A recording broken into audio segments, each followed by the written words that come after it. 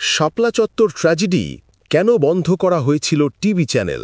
শাপলা চত্বরে হেফাজতের আন্দোলন চলাকালীন আওয়ামী লীগের তৎকালীন সাধারণ সম্পাদক সৈয়দ আশরাফুল ইসলাম এক সংবাদ সম্মেলনে বলেন, সন্ধ্যার মধ্যে স্থান ত্যাগ না করলে তাদের শায়েস্তা করা হবে। জবাবে হেফাজত নেতারা সেই আলটিমেটাম উপেক্ষা করেই শাপলা চত্বরে অবস্থান নেন। সরকার সিদ্ধান্ত নেয় রাতের মধ্যেই হেফাজত নেতাদের শাপলা চত্বর থেকে সরিয়ে দেওয়া হবে। পুলিশ ও র্যাবের কয়েক হাজার সদস্যকে সমাবেশ এলাকার আশেপাশে মোতায়েন করা হয়। রাত ৩টার দিকে দৈনিক বাংলা মোড়, নটর ডেম কলেজ ও দিলকুশা রোড থেকে শুরু হয় অভিযান। সে সময় অধিকাংশ নেতা ঘুমিয়েছিলেন, আর কেউ কেউ জিকির ও নামাজরত ছিলেন।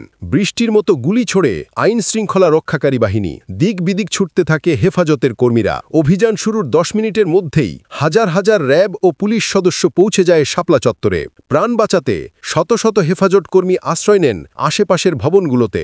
সেখান থেকেও তাদের বের করে আনে পুলিশ। সারা রাত ধরে চলে এই অভিযান। সেই রাতে এই অভিযান নিয়ে সংবাদ প্রচারের কারণেই বন্ধ করে দেওয়া হয় দিগন্ত টিভি ও ইসলামিক টিভির সম্প্রচার। এছাড়াও পরদিন আশেপাশের সব বাণিজ্যিক ভবনের সিসিটিভি ফুটেজও নিয়ে যায় আইন শৃঙ্খলা বাহিনী। ওই রাতে বহু মাদ্রাসা ও এতিমখানার শিক্ষার্থী নিহত হয়। কিন্তু শেখ হাসিনা সংসদে দাঁড়িয়ে বলেছিলেন, হেফাজত কর্মীরা গায়ে লাল রং মেখে পড়ে আছে, পুলিশ যেই ডাক দিচ্ছে উঠে দৌড় মারছে।